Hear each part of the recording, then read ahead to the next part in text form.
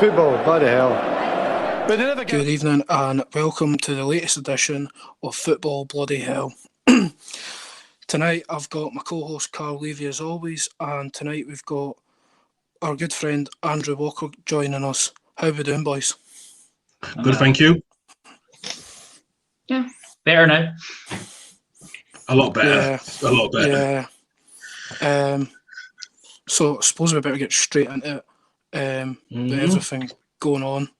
As it says on screen, Derek McInnes sort of been relieved of his duties at Aberdeen after what I'd call 8 years of success. He's gathered a lot of stick in the last sort of 6 months to a year. His tenure at Aberdeen, but personally I think a lot of it's unjust. And I'll come to you straight away on it. Yeah, absolutely. Well, where do I start? Derek McInnes, he's had 8 years of, very, very successful time at Aberdeen, because before he came, we'd had a few years of finishing either 8th or 9th before he took over. And in fact, that first season where he came in at the kind of the March, 2 months before the season's end, and guided us to 8th, that was the last time that Aberdeen finished outside of the top 4 under Derek McInnes. It was a third, then 4 years of second, and now the last 2 years he's finished 4th. So there has been a bit of a kind of downhill trajectory, and that's maybe why. I mean, I'll always consider Derek McInnes to be the best manager Aberdeen have had since Fergie, and that is exactly why he's there and why he stayed so long. I can also understand why he wants a break and why people might think, how much further can he take us? I've always thought that he wanted to end it, because as far as that greatest manager since Fergie went, the only place where he isn't that is in European things. Jimmy Calderwood betters him in terms of that run in the Europa League group stage, and then before they lost to Bayern Munich, but drew 2-2 with Tawdry. That was 2007-8 year that was. And so that's the only place where McInnes has been outdone. And I think he might have wanted one run before he could hang up happily. But you don't always get the fairy tale ending, unfortunately. And, I understand both sides of this. I just hope that my fellow fans are careful what they wish for. Yeah. I've got another friend down for Aberdeen, Adam. And he actually broke the news to me last night when I was making my dinner. And I was like, are you serious? I went, my opinion is these are fucking idiots if you're going to sack him. 8 years of unrivaled consistency. I think I said to you last night, that was a change in the, he left Bristol City pretty quickly after being appointed. I think it was only 15, 16 games he got. Yeah, he didn't get enough. Yeah, he did get a lot of time. I think the Bristol were very impatient at that time because they didn't get promoted to the Premier League the season before, and then things are rather a bit. And he was trying to do it, but I think that being in the English Championship was too early for him. And I think you see Bristol was not in a good place at the time. But if he has to rest now, I feel like there will be an English Championship club looking to provide for him at some point when he comes back, or he'll get a job back in Scotland. Either way, I think he'll be good for both leagues, to quite honest here. Yeah, 100%. I remember that season because Hibs went down that year, and I was at the games constantly that season, sadly, and I was at the game sort of. I think you sort of pushed us right down into 11th, beating us. You beat us 3-1 at Easter Road, and you beat us at Pittodrie in the space of sort of 8 weeks. I remember being up at Pittodrie, and we didn't play that badly, but Willow Flood scored for 35 yards for a corner in the last minute. And you're just like, right, if that little gremlin's scoring against us, we're in trouble. And you knew McInnes with the calibre of players he was bringing in, the Johnny Hayes of this world, getting Ryan Christie on loan, Niall McGinn, Sam Cosgrove. The list is endless of the players he's brought in. And it was a great transfer policy we had, because every time a young promising Scottish player would leave Scotland too early. We'd bring them back. They were the same player with a couple of years more experience, and we were able to build a team around that kind of thing. So we had Adam Rooney up top for a while. Yeah. I think we brought Stevie May back. That didn't work out quite so well, but it's not worked out for him since he had his injuries, is it? No, it hasn't. But that's just another example of some of those players we brought back. Yeah, I mean, Adam Rooney. I know he was at that January. He was at Easter Road doing his medical. He'd done his medical and all that, and we couldn't agree with who was he at? Salford. It was Salford. No, so that was after Aberdeen. It was after just before Aberdeen. Inverness. No, he was down south. No, Birmingham City. Was it Birmingham City, right? Yeah, it was. Yeah, the Wolves. Yeah. Birmingham wanted a nominal fee for him. It'd be like 50 grand or something, and because Terry Butcher knew him, he was like, "Oh, I'll get Adam Rooney in on loan, then we'll sign him at the end of the season." But Aberdeen nipped into Birmingham and went, "We'll pay the nominal fee," and you've got him. And effectively, I think he scored something like 10 goals towards the end of that season. And it's one of those sliding door moments. We got stuck with who did we sign? No, we brought in Jason Cummins. We promoted Jason Cummins from the academy. That didn't work out. That worked out in the long run, but Adam Rooney would have scored 10, 15 goals to the end of that season. Just finished 8th. We got relegated. Who knows what might happen? It's just one of them. It's. I don't think it's been looked at enough how good he's done at Aberdeen by the fans. I think the fans have been quite fickle over the last 18 months. I think it's a case of he left too late. Like, had he left at the top, then it would be one of those leave now, leave a hero before you stay long enough to become a villain kind of things. And I think he's kind of fallen into that trap. Because that's been something downhill. I mean, we talk about how, idiots to leave him. The only way you'd be able to measure that is how far we go downhill, with or without him. And then we'll never know that because he's gone. Yeah. So, I don't know. He'll not struggle for a job anyway. I mean, absolutely not. No, absolutely not. He rejected his boyhood Rangers. And rejected Sunderland as well. So he rejected Sunderland as well too in the past as well. So it was fair play to him because, and I thought, I want to answer this, Andrew, because he won one trophy, which was the Scottish League Cup. Do you think he could have won the Scottish Cup as well during this time that he had a good, decent squad a bit? Do you want to know something, right? Cups are bloody hard to win.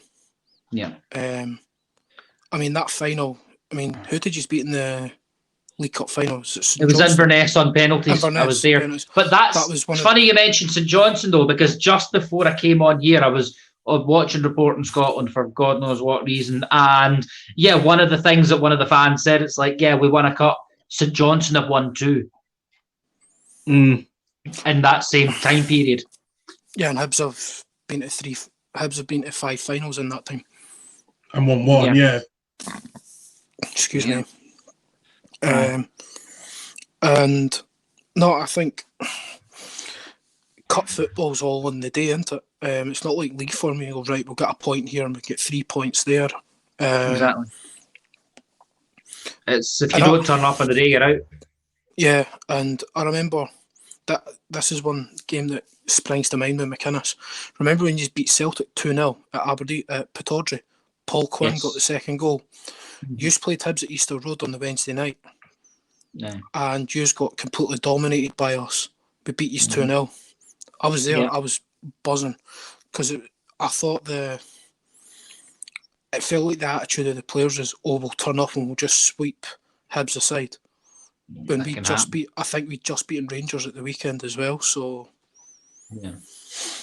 but no, I think cups are weird, man. Ross County have won the League Cup. Inverness have won the league. No, Inverness won the Scottish, didn't they? Yeah. Inverness won the Scottish. Sometimes you just have drops in forms in cups. I think it can't be overlooked, the job that's been done. Yeah. And we also reached 3 other finals in addition to League Cup. 2 League Cup finals and 1 Scottish Cup final. All 3 of them lost to Celtic. So it's not like you're playing St Mirren to win a cup or a lesser team. And another 5 semi-finals, may I add? Yeah, and 2 seasons before that, you were in the cup semi-final, Scottish Cup semi anyway, against Hibs before he was put in charge. Yeah, indeed. You'll remember Rory Fallon's goal. I do. Remember that? You just about killed Graham Stack. Remember that? You just about killed Graham Stack with a goal. Indeed. But no, I mean, it's going to be a sliding doors moment for Aberdeen, I think. That happening, you don't know if it's going to go one way or the other. It'll depend on funds being given to them. I think it's going to matter on funds being given because you don't have a registered striker on the books. No. Despite your best efforts in January, on the last day. So they're telling you to try and get a permanent striker, and I think that's part of the reason McInnes is away.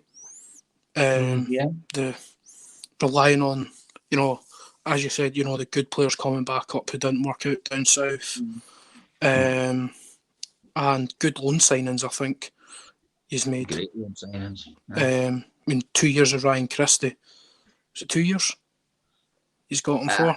So I can't remember how long Ryan Christie was here because it blurs into his time at Inverness as well, so I can never remember. Yeah, because but I mean he was cracking, and you look at what he's went on to do now, and the 3 finals that he's got to use to get, was it 3 against Celtic? Yeah. Right. 2 of them were against Brendan Rodgers' Celtic. One which was the undefeated treble, and I think that's got to be looked at. And and we were the finalists in both the cups that they won.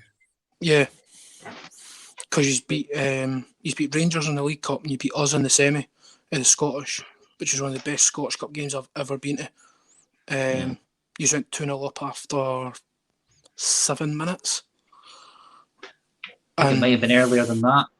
So, because Adam Rooney scored after sort of a minute when Ambrose stumbled on the ball. It might have been 2 minutes because Christie scored for the free kick.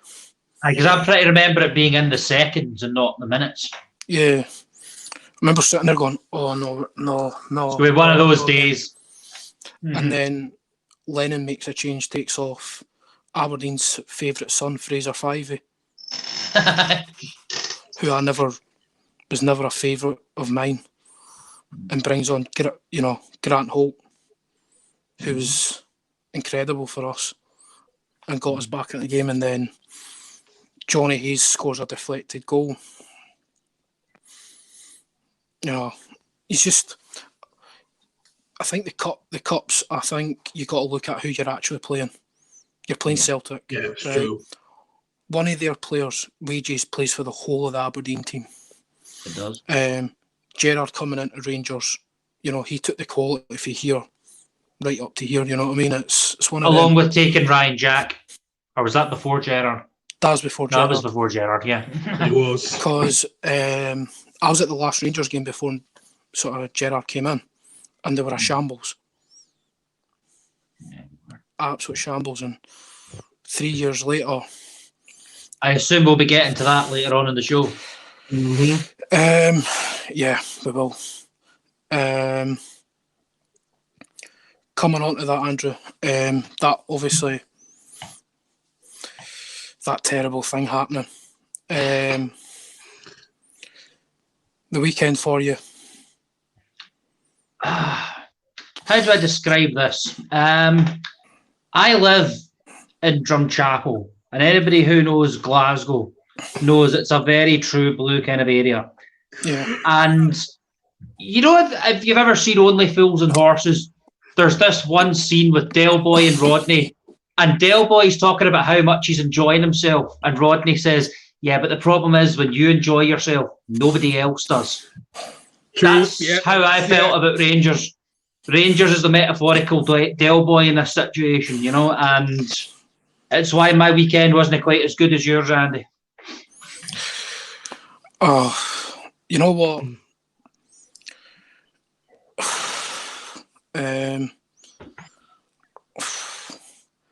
It was inevitable it was going to happen. Of course. I'm not going to say congratulations to Rangers because I'm a dirty, bitter highbie. But there's one person, right, and I fucking hate Rangers, but there's one person I will say congratulations to, and it's Scotty Arfield. Yeah, absolutely. A friend of mine's really good friends with him, and he's a good guy, so comes for Livingston, so he's the only one I'd say congratulations to. At least Gerrard finally wins the league, doesn't he? I know. Remember all that time?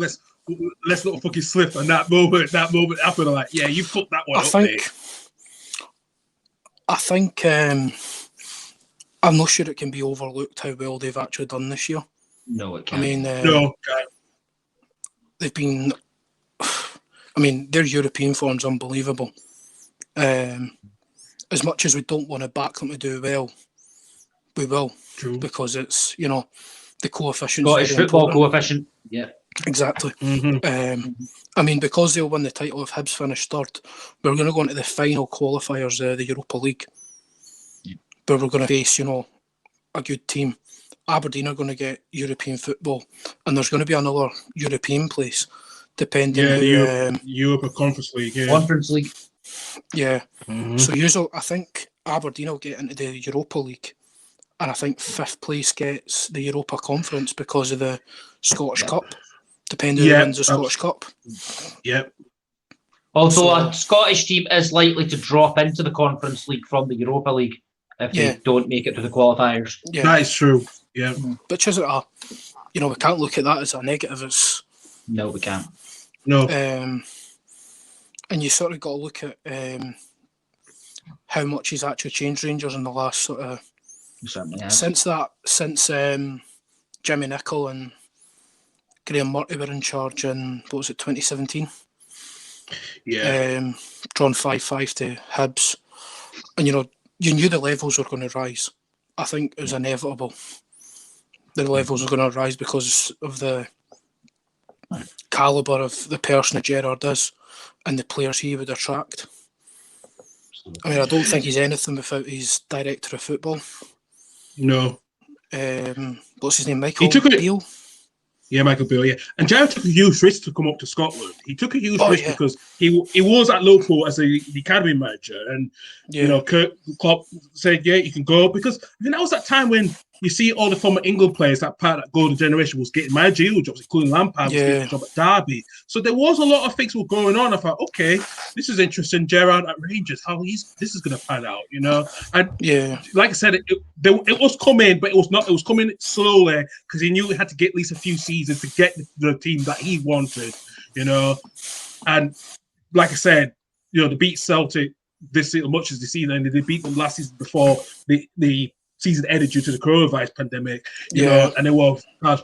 But we can see there was a change. There was not, even though they finished so many points back in the last two seasons, but this season there has been a revelation with their defense. Because I thought their defense will get better slowly when they sit a few seasons, and it's worked. It's worked out well. And like compared to Celtic's undefeated season, Celtic did concede a lot of goals. Rangers haven't, and that's the difference we need to look at. Thinking, wow, okay, they're really a lot better than Celtic because they did concede a lot of goals. But they did win a lot of games. Yeah, there were a lot of high-scoring games. I remember a couple of close calls with Aberdeen. There was times you were that close and they'd sneak a draw or something. You know what I mean? It's hold on, I'm trying to get the actual league up so we can see how many they've actually conceded because it's actually a bit mental. Yeah. They've only conceded. Go on. They've got a goal difference of plus 68. Yep, they've only conceded 9 goals in the Scottish League, the Scottish Premiership. Only 9 goals. And they've won the league quicker than any other Scottish team. Yeah. I think he beats Brendan's undefeated season by 2 games.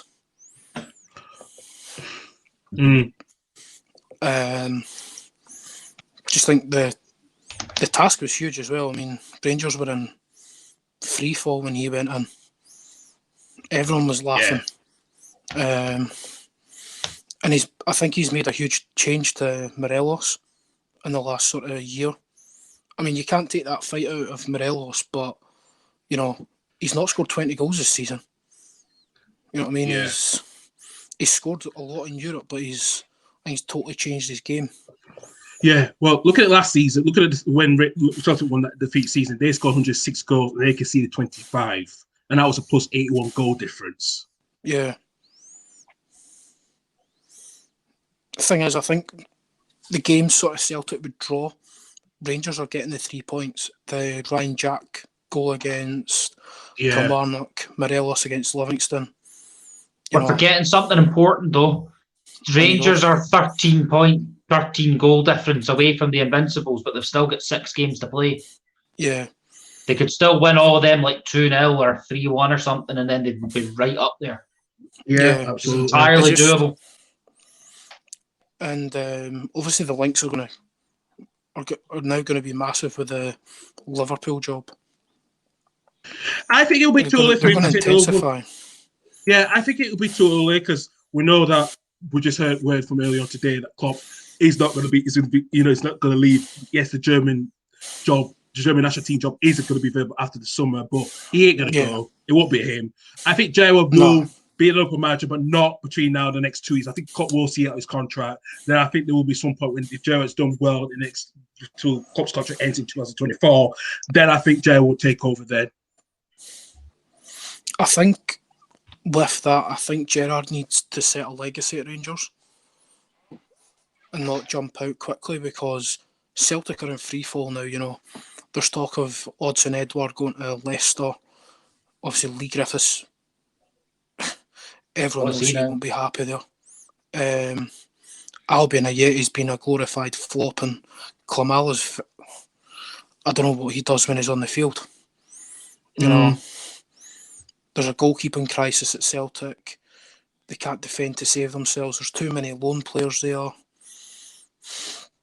They've not bought well. There's a fair few injuries, and Fraser Forster was covering over the cracks at goalkeeper for quite a long time. Yeah, very much. I think that was highlighted in that League Cup final Celtic won. You know, the offside goal. And Alfredo Morelos missed the penalty.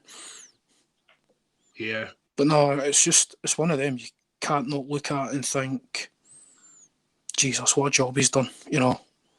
As much as, I hate Gerrard more than anyone, probably anyone in this chat. You couldn't get really worse than me being a Liverpool legend and going to Rangers. He's up there with being the prick's prick with Graham Souness. Is that who you're beheading personally when the revolution comes? No, you know what? I'll leave Souness. He's an old man now. No, it's not about Gerrard. That's what I was going to say, yeah. No, because the Liverpool mafia will get a hold of me. I know they will. Hey, we're not protecting you. You're on your own with that one. I'm just saving myself, lad. Okay. I'll leave him to ruin the Liverpool job, and the fans can do it themselves. Yeah. When the revolution happens, we're going for Mike Ashley, this new Sunderland owner, and the Glazers. No. Fair enough. And if the Burnley owners totally fuck Burnley, I'll take them out as well, just because it's Burnley. Yeah. Yeah. Just for Ian. Leave him to Ian, I was going to say. Yeah, just for Ian. The rest, you know, Gerrard could. He's a prick's prick. The problem is actually like the prick's prick.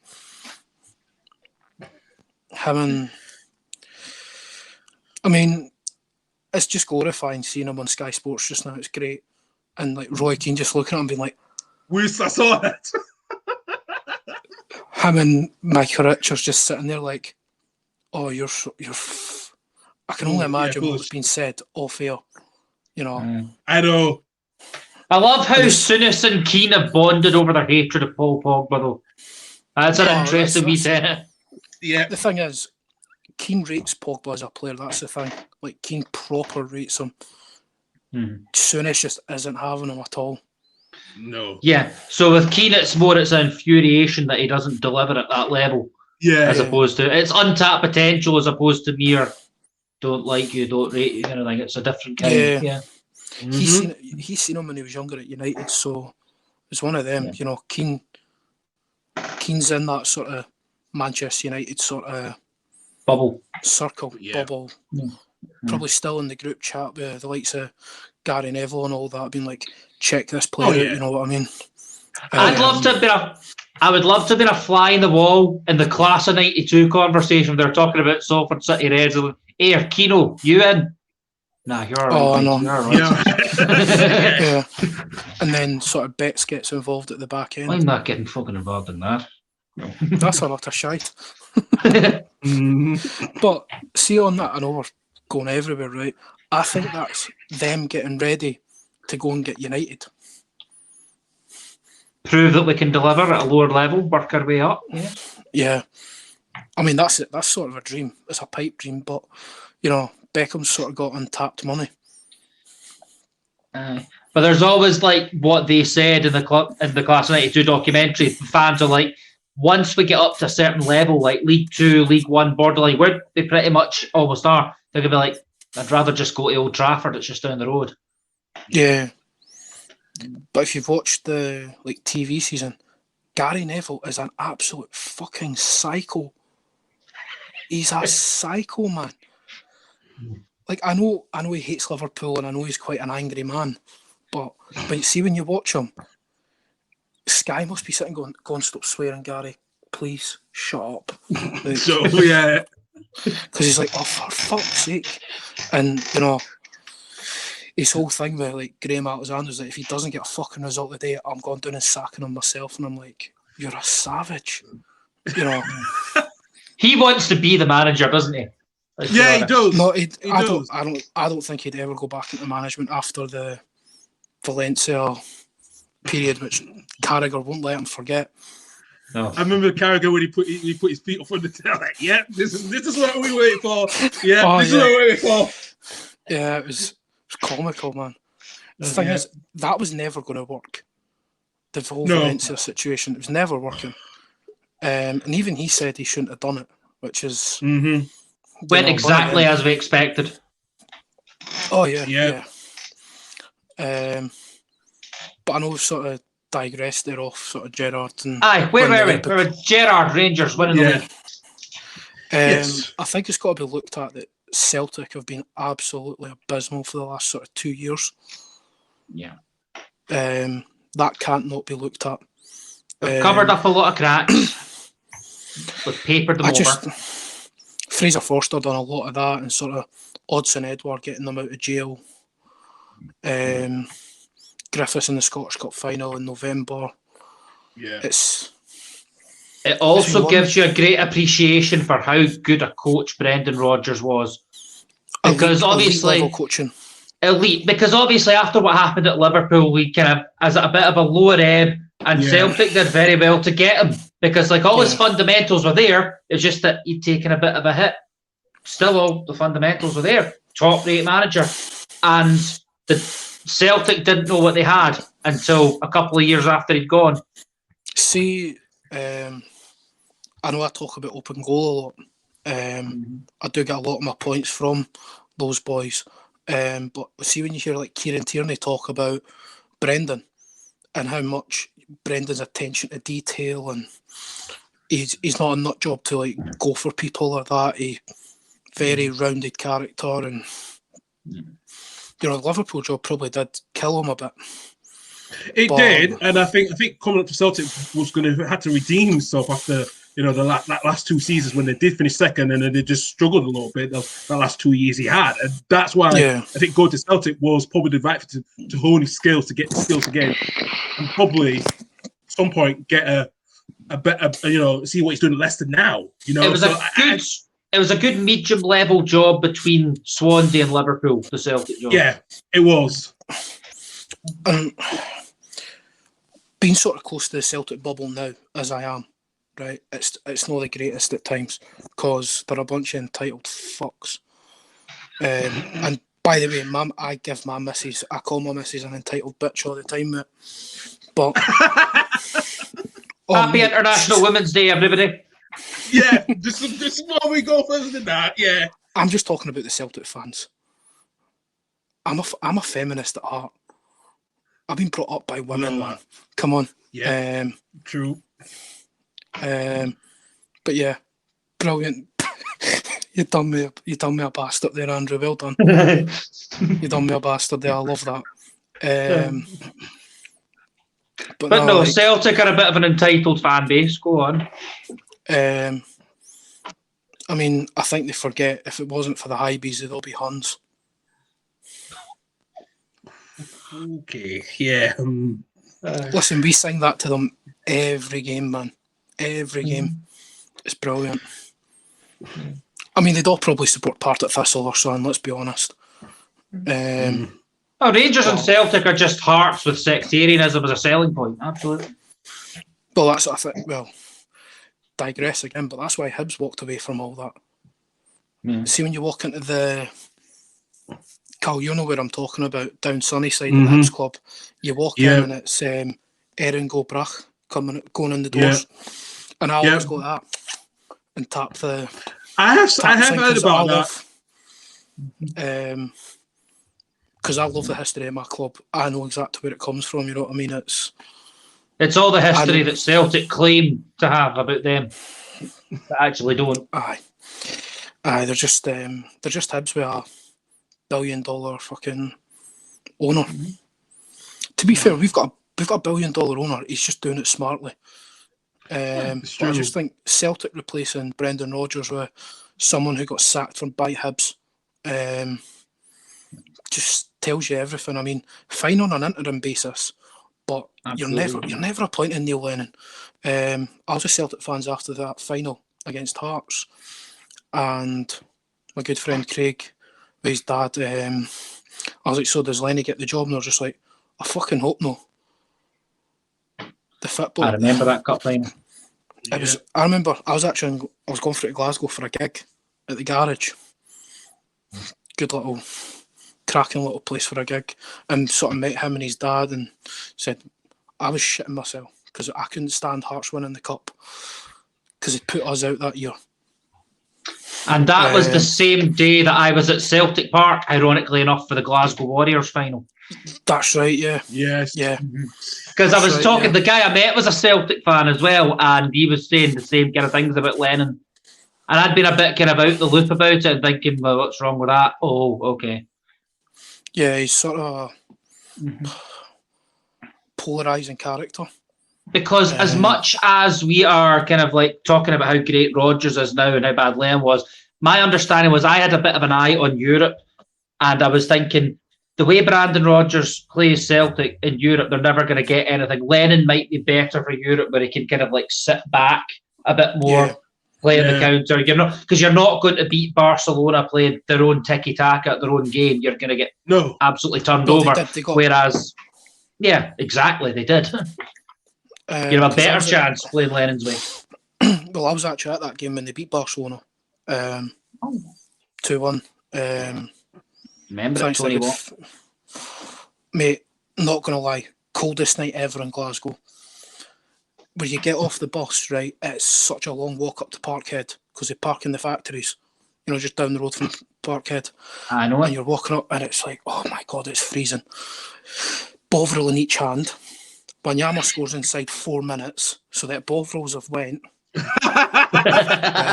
Bovrils are gone. I'm just like, right, I'm just going to bring my hands in and just stand like that for sort of thing. Did he get the Bovril in your trousers, or people start thinking stuff? But go on. It went up and everywhere else because we were right next to the... Someone else was answering the awkward questions, yeah. Yeah. I just remember it being between Messi's goal at the end and the final whistle. I tell you what, I can't remember how long it was, but it felt like 2 hours. it felt hours. And I was like, oh, just blow that fucking whistle, ref. I'm freezing. And obviously, you got at games you've got to wait to get out sometimes. You do. Well, that's just... Because you get some funny looks from the fans, like, where are you going? I know. Aye. And sort of were like, right, we're going to have to get back to the boss. So meet folk like down the stairs for the boss, and then you walk down. But what a cold, cold night that was. But no, I get what you're saying about Lennon, European, and sort of when you look at the first season, they'd done pretty well. You know, beating Lazio and that, and playing that sort of 3-5-2 sort of. Because with the level of personnel Celtic have, they don't have the quality to go after these teams the way Rodgers would. That's my point. So Lennon would get more out of them at Europe than Rodgers would. But that's the only thing that tips the balance in Lennon's favour, not Rodgers. Yeah, no, 100%. Literally the only one. That was my thing about Lennon. You know, you're going to probably do well in Europe, but that's kind of null and void for the last 12 months, isn't it? It has, because they never really done. They didn't even do well this season. How badly they were against Lille and AC Milan. I was just like, it's before that, man. It was before that as well. Yeah, last season's Europa League when they got beat by Copenhagen. Yeah. Now, that's when I first started going out with Carlo. Around that time, Celtic haven't done well since me and her got together. Really? Well, they got that fake treble, sort of weird treble last season. Weird fake thing, but the Scottish Cup thing's weird, man. The Scottish Cup getting played the following season, then you start the Scottish Cup again 4 weeks later, just felt fake to me. Oh, sport feels fake right now a bit. Aye, that's true. I just think, but who goes into that job now? I mean, who really wants that job? Because it's sort of like the same place for where Gerrard walked into Rangers. Yes, but you have to look at it with the same kind of time frame that Gerrard did, because they do have some nice young pieces. That David Turnbull has been an absolute... He's a brilliant player. Well, he's not been a find. He was brilliant at Motherwell, but he's transitioned into Celtic seamlessly. You need to build the team around him. You've got to get Forrest back. Yeah, and that could make not all the difference, but a big difference. It closes the gap a wee bit, I'd say. It's going to take like a big. It's going to take like a big name to take over. It's going to take like a big name to take over at Parkhead. It's going to have to be a big name because they see how Gerrard's done at Ibrox. The Celtic board needs to look at you. We need a big name that can turn some of these players around, and challenge Rangers to a consistent basis now. And that is what they're going to have to do coming this summer. They need to get the right man in charge. I'm going to run an idea by you, and I wouldn't call him a big name, but Frank Lampard, because then you have Gerrard v Lampard as the managers of the old firm. Yeah. The thing about that is Lampard's a known Rangers fan. Is he? Yeah. Yes, he is. Him and Jody Morris used to go to the Rangers games. I suppose that doesn't surprise me, to be honest. No. But in the same thing, Gerrard used to go to Parkhead. He used to be a Celtic fan, yeah? Yeah, he did, yes. So I'm not sure that'll bother them anymore. No. Graham Souness changed that a long time ago when he signed Maurice Johnson. Yeah.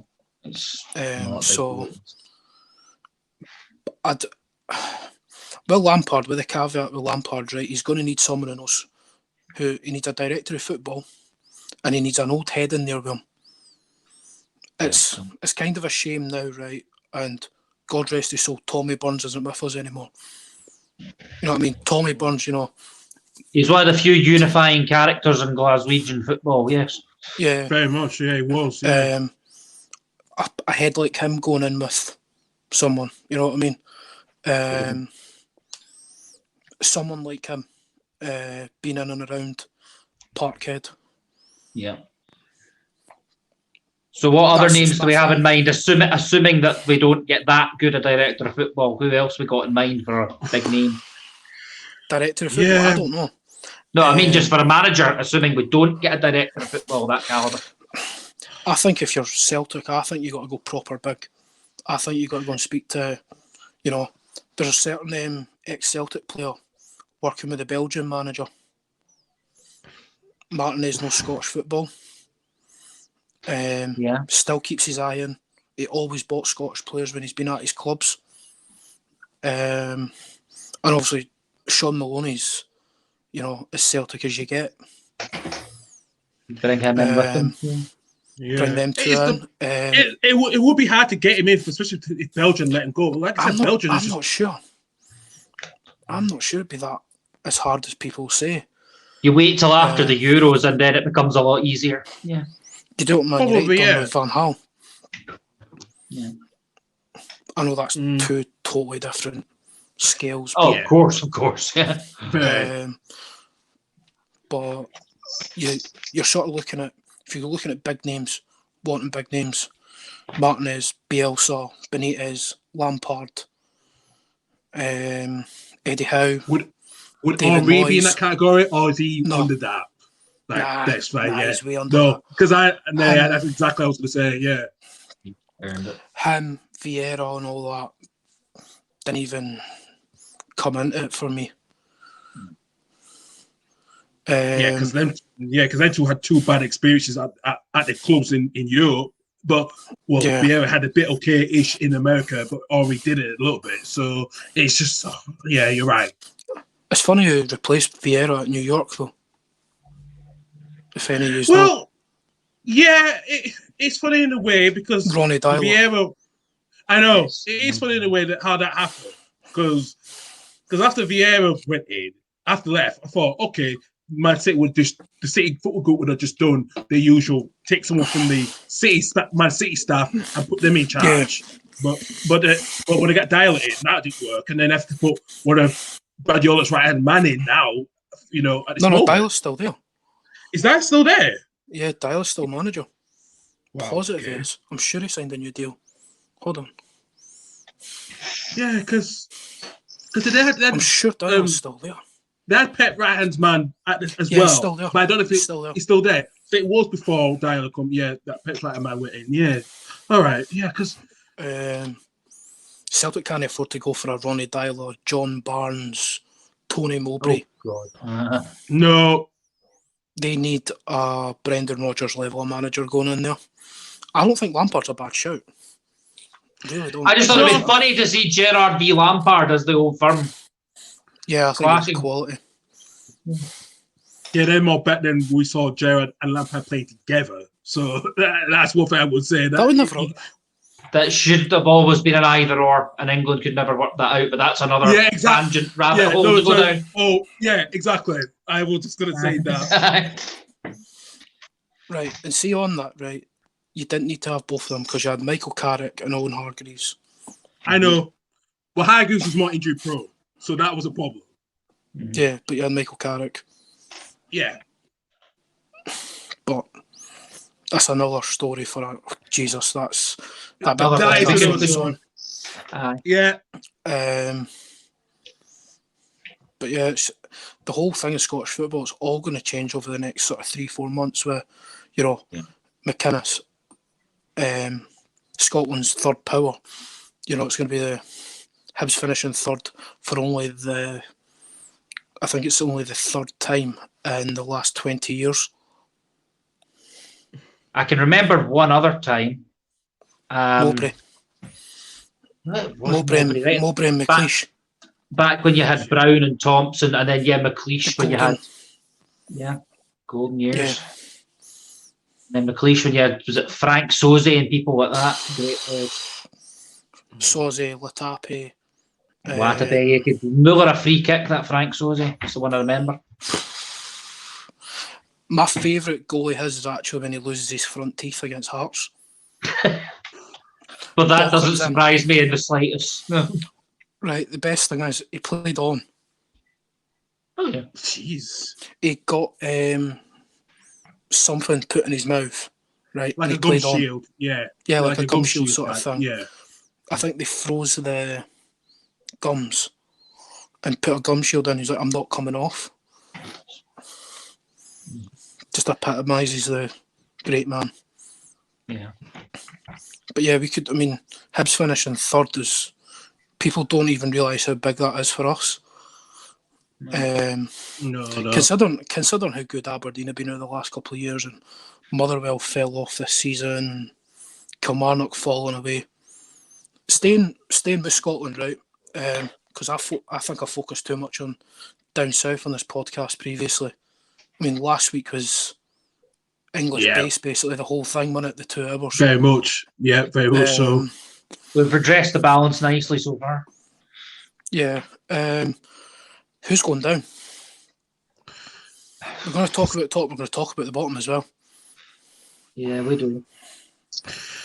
Well, we start with this one because looking at this, where we start this one, right. Bear in mind, County play their game in hand this weekend against Hibs. Yeah. Okay. Looking at this, Livingston are safe, so that's not for too well because there's no going to catch you because there's not. The teams I could see is worried is from Dundee. Well, maybe St. Johnstone, but I think they're okay now. I think it's just from Dundee now to Ross County now. So it's Dundee United. Just remember Dundee in the Championship. Sorry. So I said I was going to say Dundee United. I missed the United out. I apologise to all Dundee fans. Okay, I know we had beef. I didn't mean to. I was saying Dundee United, not Dundee. But no, I say from Dundee United to Ross County to go out this year. I just, like I said, Hamilton. I've also got a game in hand as well. So against Livingston, I believe. I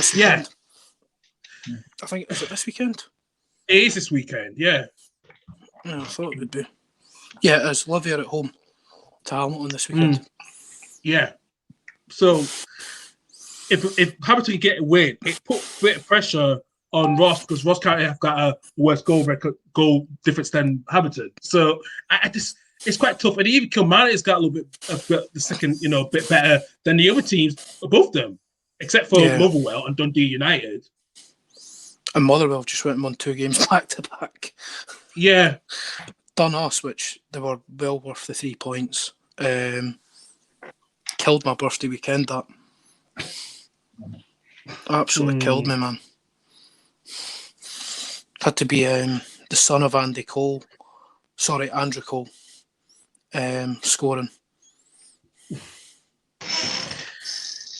Well, yeah, it's one of them. I don't know who's going to go down. Right? No, I don't as well. I said Dundee United at the start of the season, right? Because I just didn't think you did. They had a squad capable. They could still go down, but although it's a tough ask. The way you see it, though, they're 10 points behind with 6 games to play with United. I don't see them. The way I see it is 2 of Kilmarnock, Hamilton, and Ross County. I don't see Motherwell being dragged back into it now. No, it's about momentum now. Yeah. And then the split happens. You're only playing bottom 6 teams, and you're like, we're at this level. We can beat them. So I don't see Motherwell. I think I can't call it. It's between Ross County, Hamilton, and Killie, and it's a coin flip, a 3-way coin flip between the 3, and we don't know who the playoff opponent's going to be either in the Championship. So it could be only one of them, or it might not be. Yeah. Slightly that Hearts win the Championship and Dundee second. Is that still? Yeah. Yes, it is. Well, it's great for us at the moment. Dundee have like 3 points behind now of the other teams now. Really? So, yeah. Yeah, because Hearts won. We'll come on to Hearts now. I was going to leave that to last, but since we're doing... okay. We went on this. Right, before we go on to that, who would you have going down? Who's your... If you're going to lean towards one team? Well, I'll say this. No team is losing to Raith Rovers in the playoffs. I'll tell you that right now. And I would think I've got to go with Kilmarnock just because they've played one more game and they've got everyone else has a game in hand on them. You've got to look at the table and say Kilmarnock is the one that goes down and gets replaced by Hearts. Yeah, I say Killie as well too. Yeah. I think I think their big problem was they got rid of Alex Dyer at the wrong time. As I've been saying on the podcast and also on the show as well a few times. They got rid of him. They got players in without a manager being there, and I think that's always a risky thing when there's not a seeded director of football or whatever you want to call them. Football operations person in charge. Somebody with a big picture that says the manager's style is going to fit well with these players and synergise. They can't. Yeah, got to do it in the right order. Like I look at Hibs, I've got with Graham Matthew. He's head of football operations, and I remember when Lennon left, we still signed McNulty, Omeonga, and who else was it? I can't off the top of my head. It wasn't Greg Dockett because that was under Jack Ross. Are they still there? No. Someone's been moved on. It was a loan deal. Sort of 3 loan deals I brought in. I can't remember for the life of me who it was. And then Paul Heckenbottom got brought in. So, the sort of top man, it never matters who's here. It's all about the top man. Yeah. But Kilmarnock have had problems with that before. With our managers. Before sort of Steve Clark came in, I think Alan Johnston probably had problems with that, and you can just go back and see the problems there. I remember Kilmarnock being a terrible team before Steve Clark came in. They were constantly kind of just hovering above. They were consistently like 9th or 10th every year. Yeah. And Chris Boyd sort of keeping them up for what, sort of 3 years on it? Yeah. In the latter stages of his football career. Mm-hmm. I can't pick one. I don't think Hamilton go down. No. They do their Wigan, they do their Wigan thing and get Hamilton finishing 11th wouldn't surprise me. I just don't see Wraith Rovers beating them. Or necessarily Dundee. Dundee and who's 4th? Queen of the South. Definitely not. Oh, none of them are winning the playoffs, man. I think the only Dundee team that might win a playoff is Dundee, right? Because of one player. Charlie Adams. Cummins. Cummins. Who, right, we're going to get on Hearts sort of consolidating top place in the Championship, beating Dundee 2-1 at the weekend there. Your new striker scored. I'm not going to try and pronounce his name because I'll go full Paul Merson. Fair enough. I was watching the game. I watched the game all during the weekend. I was watching on Saturday after just before the shift. And do you know what? Dundee had very good chances and they were giving it the rest. But Andy Halliday, one of the scores. Oh, he scored a header, didn't he? Yeah, he did. And it was really good cross as well, actually, because, like I said, it was a bit of pressure for us because we were trying to get the first goal, but it took a bit of time. Yeah. But we got the goal. So I think at the moment with Hearts, we have consolidated what we have now. I just feel like with Wraith Rovers, and even some of the other teams do well this week, and they had a tough weekend as well as Dundee. So I don't see the 50 points is a big gap now. I just don't see it being caught up now. I think that's done effectively. It's done. It's done. And do you know what? I just said one thing is you were right about Jason Cummins. He did score in the second half. Yeah, but no, I think Aman Gulliande, coming on, has fully joined the club. What did Peter Haring get sent off for? Because he got sent off that anywhere. It was a reckless tackle, so he got sent off for a reckless tackle. So he didn't need to tackle the player because he was going in recklessly. Not like a 2-footed challenge, but the way he was going into her, it was just like, and he was only been on the pitch for 4 minutes.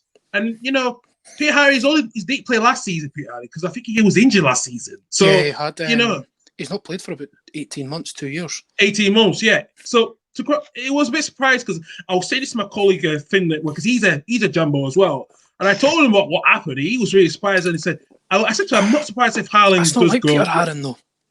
No, I know it's not about Peter Harry. I know it's not, and I know he did well in the first season, and then he was off for nearly 2 years. He's just not been that consistent now. He's been coming off more of the benches. I think he's on like 8 or 9 games this season, and I do kind of worry that when he came off the bench, he didn't have. I don't think he had as much match fitness this season. He's not got that match sharpness. No. absolutely not. And he only been on the pitch for 4 minutes before he just, for a lunge on Declan McDade, he didn't need to do that, Yeah. Do you think he was just trying to stamp his authority on the game? I think so. I do. Because there's there's an image circling on Twitter, because I came off Instagram and Facebook the other day there, so I'm none the wiser. But there's an image Haring getting the red card and Nielsen's laughing his head off about it. Yeah. And I'm like, what the fuck are you laughing at, Robbie? Yeah, there's been issues. I think this, for what I've not heard much, but you can see like there has been issues between both those two men. I don't see Nielsen keeping him next season. I don't think that will happen. I think he will go. I think he is actually coming this summer. I think he is. Those got either 1 year left or he's in his last 6 months. So I think Rangers will Hearts will cash in. They will have to cash it or release it. Yeah. I think that will be the only option to do, because I don't think he fits into Neil's style of football. He never has done. How have you played this season? I've not seen a lot of you. I know you have got good players now, because it's there's a lot of players who were in the in the league last year. You got Bazanic. Yeah. You've got. I mean, the sign of the season for me, for you, is Andy Halliday. He's unbelievable, man. Yeah. I think he's a cracking player.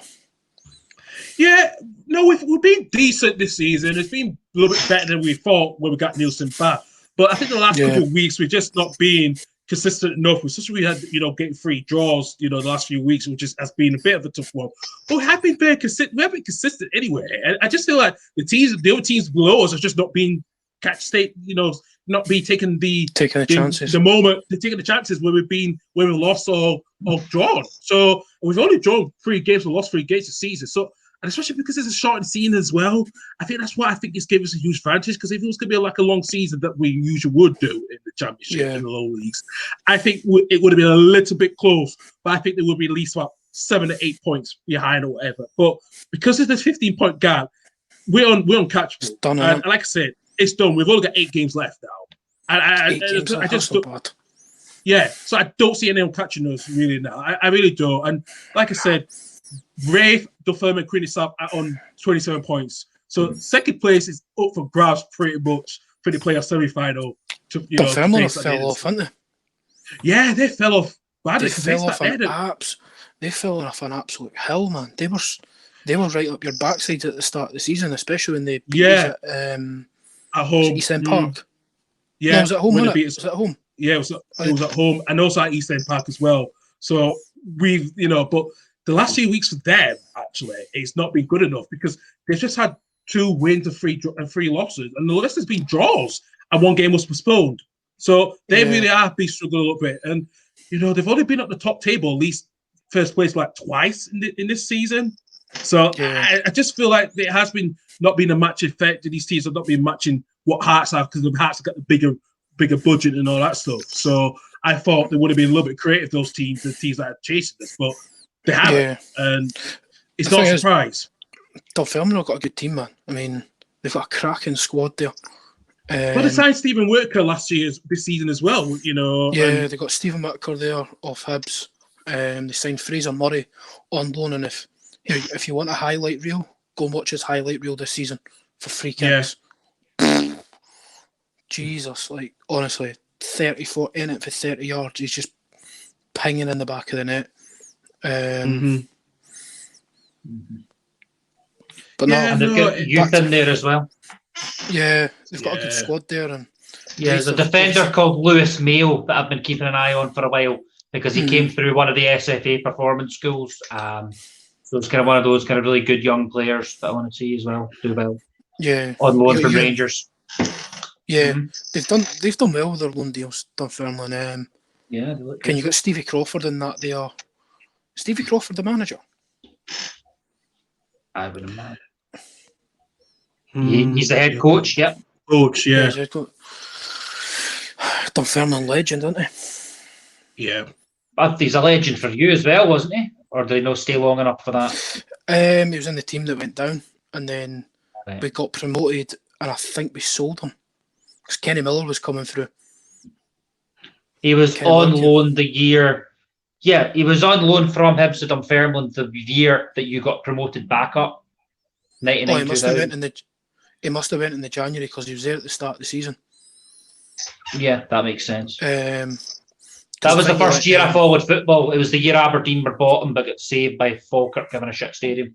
Anyway. That happened with Hibs 2-3 years later, if you remember. Yeah, I remember. Because I remember we let Stevie Crawford away in the January, and I think we let Barry Lavetti. Now that's a throwback, Barry Lavetti. Go back to St Mirren permanently. If anyone remembers him. Blonde curtains, Beckham curtains, if you know what I'm talking about. Just never hit it off at Hibs. He's a St Mirren legend though. Stevie Thompson, who's on what's it called? Sports Scene. Speaks so highly of him. Just never worked out for Hibs. He's a good player. Where the hell did that all come from? My head's just. It's one of them. Championship round up Dunfermline. And how they've got a great squad. Aye. Yeah, they have. They've got a cracking young squad there and they can build on it for next year. The thing is, Rafe have went and signed James Keaton's on a pre-contract as well. And he scores for fun in that league. He's always scored for fun in that league. So yeah, there's going to be some competition in that league next year. And it's a hard league to get out of. It is a hard league to get out of. Yeah. I mean, it took Dundee United 3 years. It took Hibs 4. Yeah. And remember how long St Johnstone stayed there? 5 years. They were 5 years. More than that, but they were favourites every year, and they could never quite get out of it. Yeah. Although half of those years the playoff wasn't there, so you think if it had been there, they might have gone up a bit quicker. But they kept finishing like 4th and 5th in the championship and never getting back up.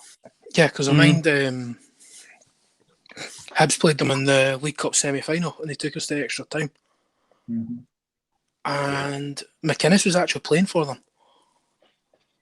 His last season as a player. It was 2006, 2007.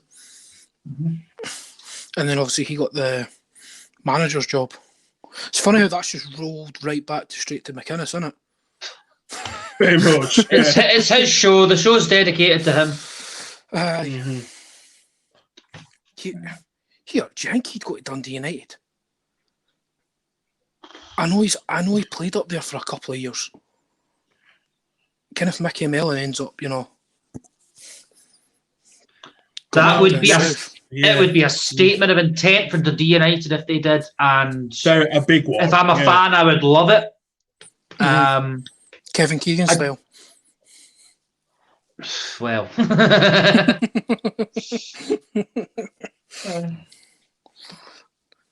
because you and I differed on Dundee United for the whole season, and I said I like what they're doing, I like what they're trying to do, and McInnes would take them to the next level.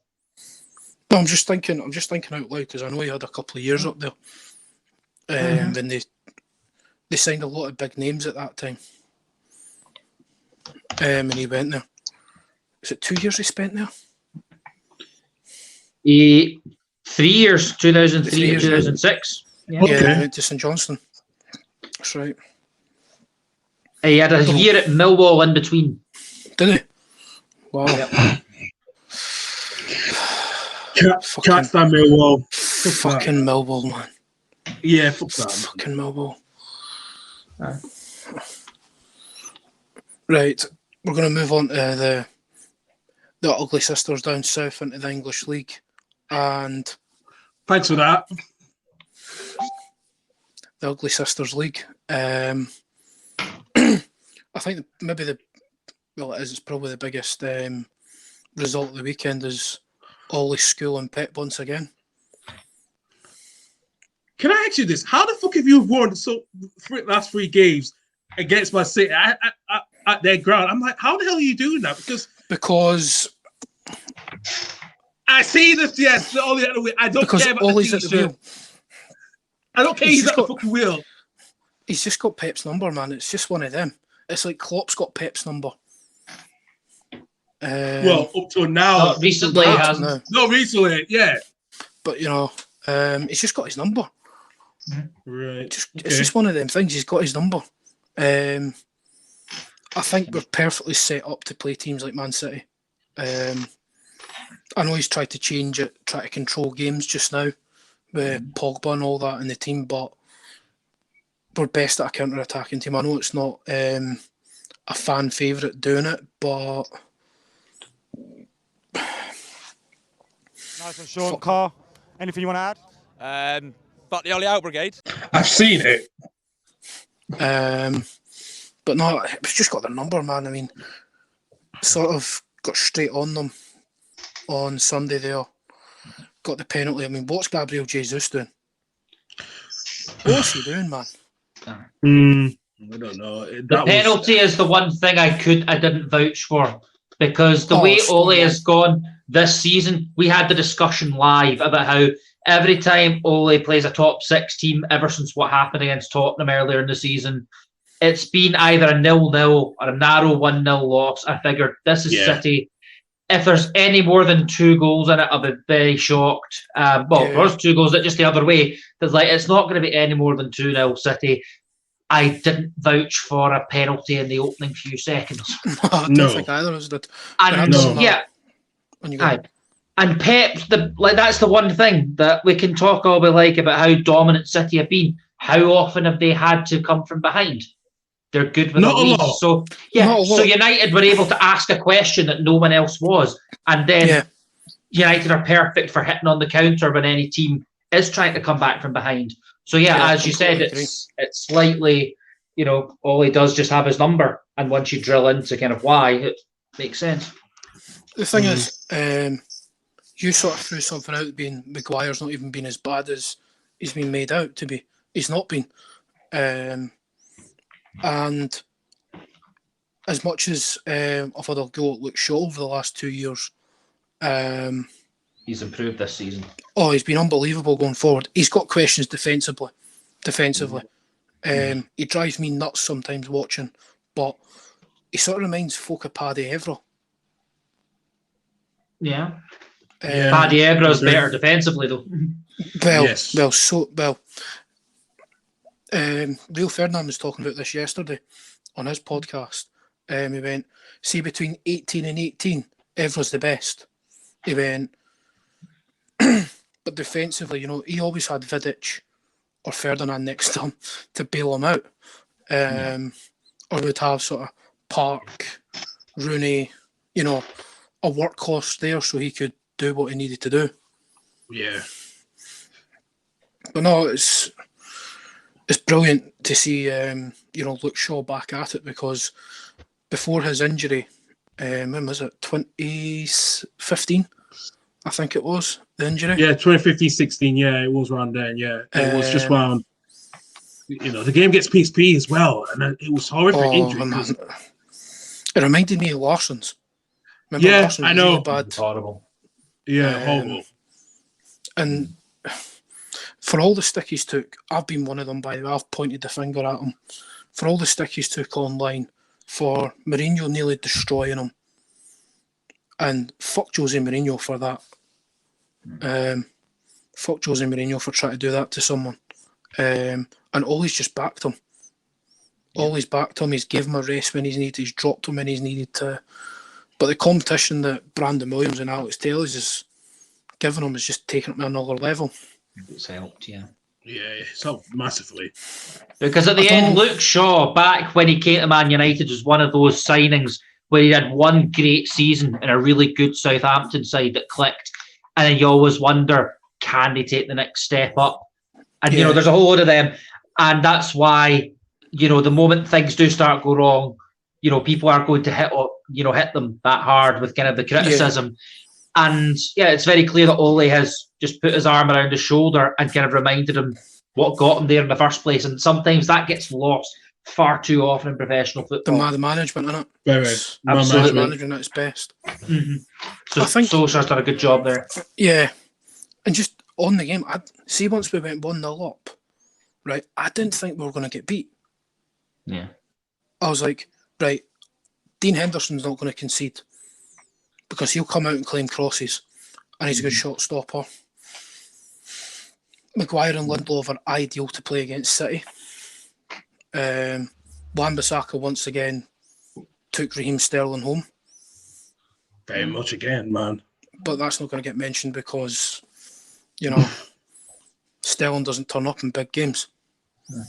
Any chance you could elaborate on why Lindelof is so good against City? What are the kind of attributes there that make him? I think concentration.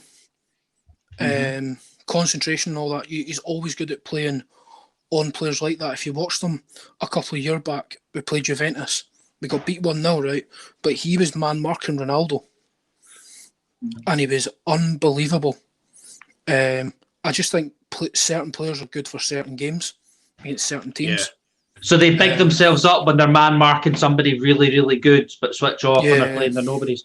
Yeah, Carl's the only one that would get this metaphor, but there's an NFL cornerback that I'm thinking that's the same. When they're up against 7th round wide receivers, they're awful, but when they're marking DeAndre Hopkins, I'm thinking Marshawn Lattimore, somebody like that. Yeah, that's what Lindelof is like in football. Yeah.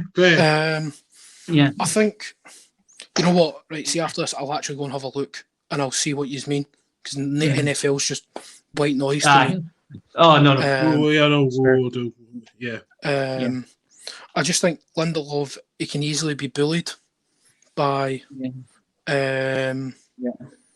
so easily be bullied by bigger players. I mean, you've seen him against West Brom. I think part of the problem is De Gea as well, behind them at times.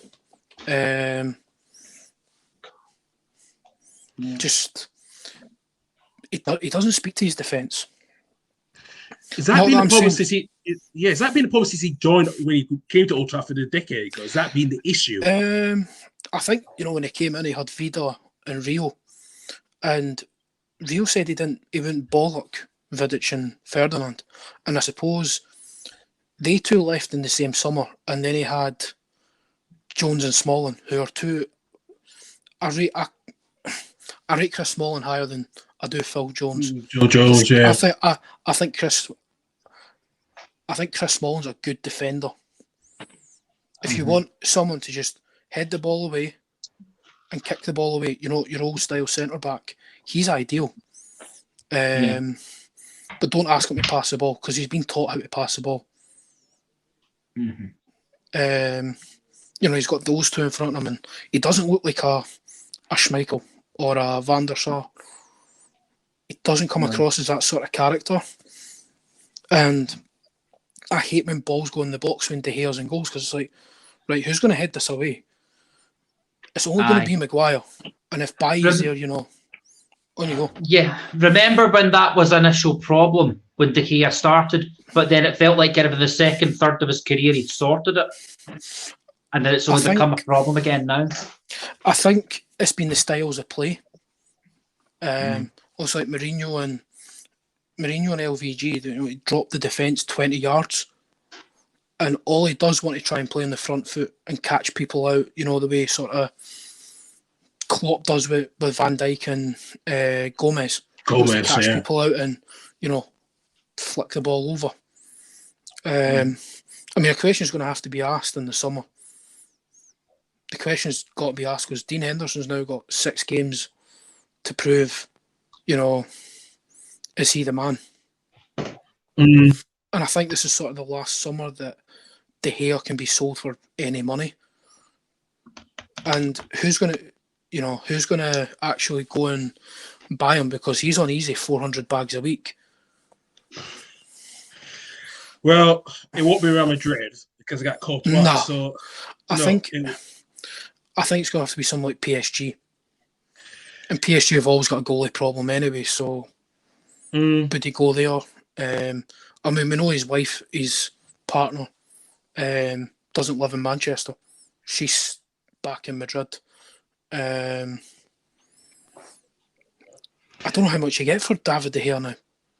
2-3 years ago, I would have said 100 million, like that. Would you say at least 40 to 50 at the latest? I'd say half it now, yeah. I'd say maybe 60 million at a push. But we're going to have to compensate people with wages. Christ, what to do with Alexis Sanchez? Sort of say, right, you can go for free and we'll supplement the wages to Inter Milan. So it's going to be an interesting summer with that, and the talk of Paul Pogba's going to be into his last year. There's going to be a contract talk there. Yeah. There's got to be contract talks there, because you can't let someone go you can't let someone of his calibre go into the last year of his contract. No, you it's can't. It's just not good business. Never mind how good a player he is. You can't let someone of his value sort of go into the last year of his contract, because he could go for 50 million with that. Yeah. You know what I mean? It's the minute someone gets hit in the last 12 months, the cut price is there. You've seen it done with so many players. Because they can walk away next year for nothing. Because of that Bosman rule, it's an absolute killer. Or God's end, depending on your viewpoint. 100%. Moving on to your team, Andrew. 0-0 with West Brom. It's a difficult one. It is a difficult one to take. And the thing that made it worse was Fulham beating Liverpool. I've just remembered why it wasn't a good weekend for me. So, obviously now there's a lot of pressure on us, kind of like in that relegation dogfight. We're deep in it now. The only thing that would have made it worse is West Brom winning. Obviously that didn't happen, thankfully. But it's just a case of how many players up at the top of the pitch we're losing. Like, we're not bad defensively. It's just a case of scoring goals that's been the main issue for us at the moment. Yeah, because you aren't exactly getting you aren't getting pumped. You know what I mean? It's not like it was before when you were getting relegated. It was you were getting hammered by teams. But it's been one of those weird years for Newcastle. 0-0 against West Brom normally wouldn't be a bad result. No. Especially with the improvement of West Brom with Big Sam there. And I just think the actual class of player you have got going forward is a problem. It's a problem when they're not on the field. Yeah, no, that's what I mean. Because when you seen the summer business she's done, Ryan Fraser and that. I was really impressed with it. Yeah, very impressed with the business, but they're just not paying dividends. They're not paying dividends. The team they're supposed to be a little bit higher than that, as probably at least a mid-table team, just above the mid-table with that squad. I mean, see when you look at the 11, how some of the players are really there in that 11. Yeah. I mean, Joe Willock's a good player. Jeff Hendricks sort of not very liked at for some reason he's not rated by the Newcastle fans. For whatever reason, I think he's quite a good player. And he was the signing that caught my eye in the summer. Yeah, free contract, brilliant. Yeah. Ryan Fraser, the same thing. Just some of it, it's just not quite gelling together. And also, there's been the fallout in the dressing room with Matt Ritchie, which I think is that going to maybe play into Bruce end up leaving at the end of the season. I think it will. I just don't see what can he do, because if that bust up didn't happen and didn't leak out, I don't think this will be an issue. But because it leaked out to the press, that's going to be used to serve for Bruce. And I don't see him there in the season after that start. Right? I don't think he will do. Yeah, it's kind of a shame because I sort of love Steve Bruce. Yeah, I love Steve Bruce. Not just because of United. I sort of like his teams he's had. The Sunderland team wasn't too bad, That's not went for him at Newcastle either. I'm managing Sunderland. It's not helped at all. But people also forget that he is a Geordie, though. He grew up, he was literally a mascot for Newcastle United back when he was a kid. So he is still, one of ours that got given an unfortunate job opportunity a few years ago. It's not as if, I know he's got, is it the worst win percentage in the league? Yeah. Which is, I think it's probably down to the teams he's had. But see if you when you look at sort of his Birmingham team, remember Christoph Dugarry and all that playing for them. Crack it, That was a great team. Sort of the one. Obviously, it moved on to sort of McLeish, and winning the League Cup with them. But that Fulham result's massive down there. I think Fulham could stay up. Do you know what? Seriously, think Fulham could stay up. I think we all three of us predicted that they were going to go down, but the way they've been playing the last few weeks, and especially they could have got that draw against Tottenham.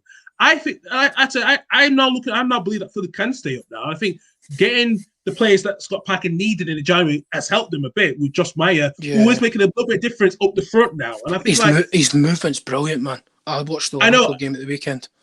Yeah, his movement's good. I'm thinking, how the hell did Sunderland let him go in the last season and not do enough to keep him? Like, they would not be where he at now. And his agent. It was his agent, Jack Ross. Was it Jack Ross? Yeah, Jack Ross was the manager. Jack Ross wanted to keep him. Okay. I mean, but here's a question: if Fulham stay up, who is going down? Newcastle. Newcastle. You reckon? Yeah, I think Brighton have got too much. Well, do you know what? I think Brighton's style of play as well. Love watching Brighton. Think Graham Potter's a brilliant manager. Yeah, I want to come to Brighton with that one. I remember what Brighton said when we were trying to get Ben White in the summer. Oh, we're not selling to our relegation rivals. Well, the way they said it is now it's kind of coming to haunt them a bit because, right. But do you know what? They think they were going to finish higher than us. And look, if they had a striker, they would. Well, it's for me. I don't know. I think it's a tough one with Newcastle and Brighton with this one. It's really tough because the way Brighton was saying we're not celebrating to our relegation rivals when we're trying to get them why, but it's kind of come to haunt them a bit because they are in a relegation battle, which we did, which I thought they would have been a little bit higher than that.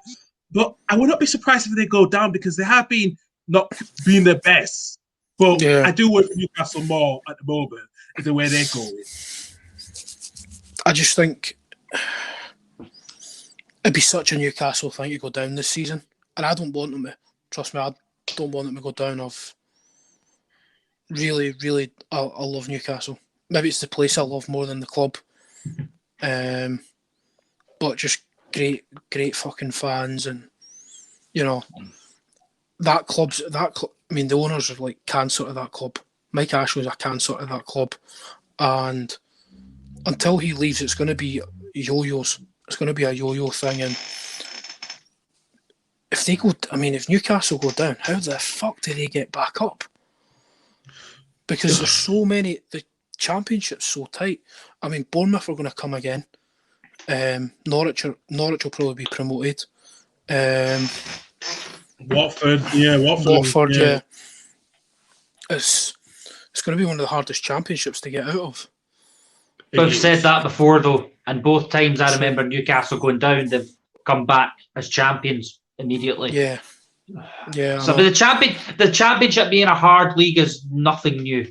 I've been saying for most of my life is like you never ever predict the championship. No. Because everybody from 3rd to 18th can get into the playoffs and make a run.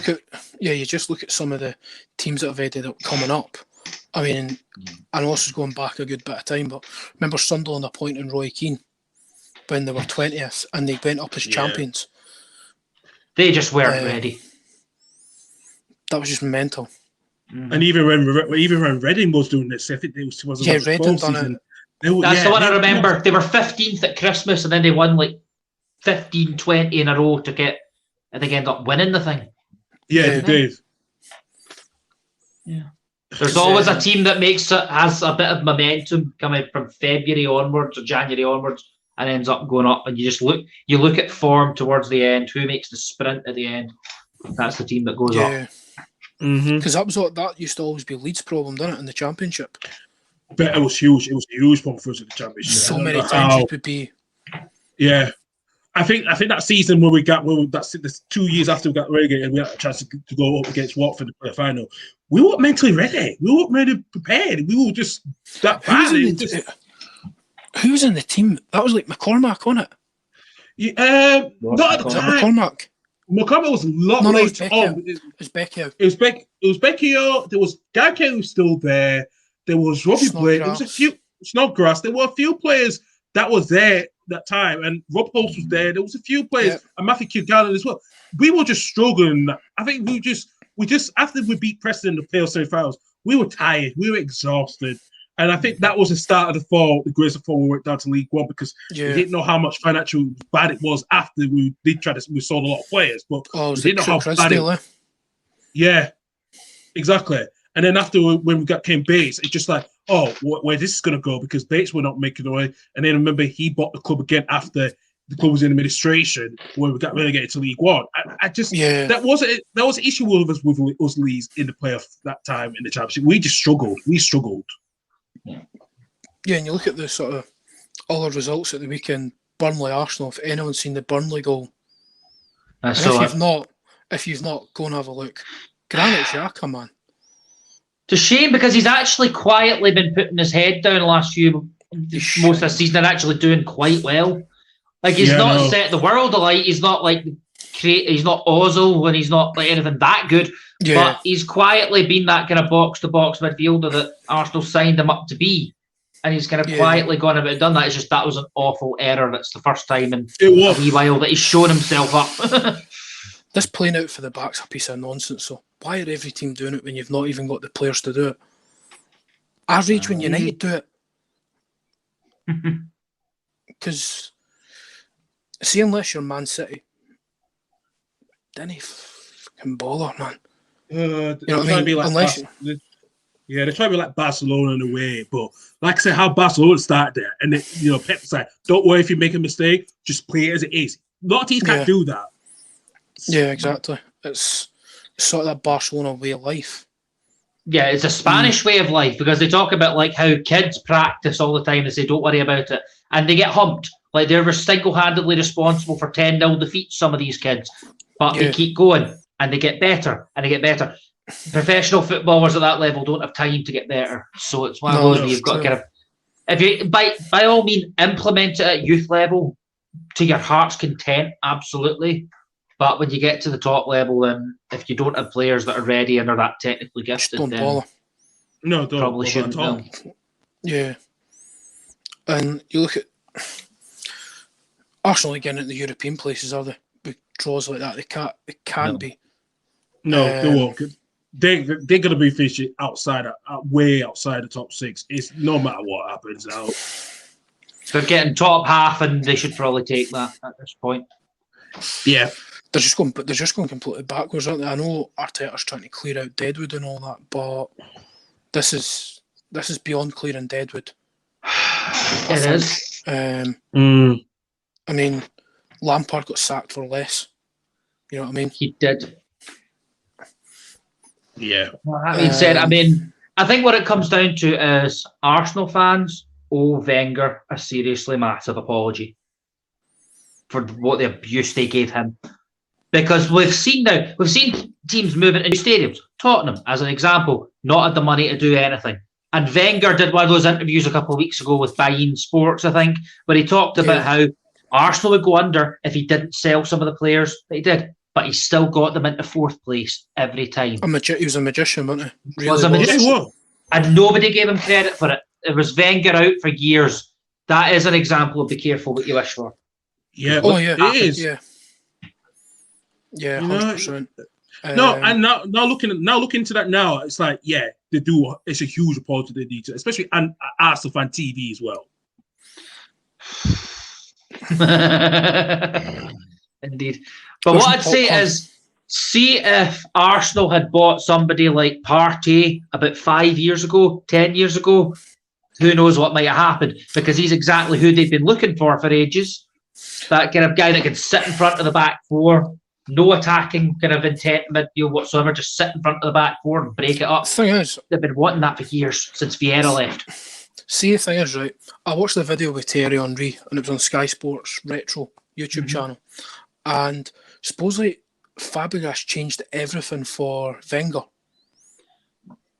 The type of player he was, and he became obsessed with those types of players, being very light on the ball and all that. Don't get me wrong, Fabregas, unbelievable footballer, right?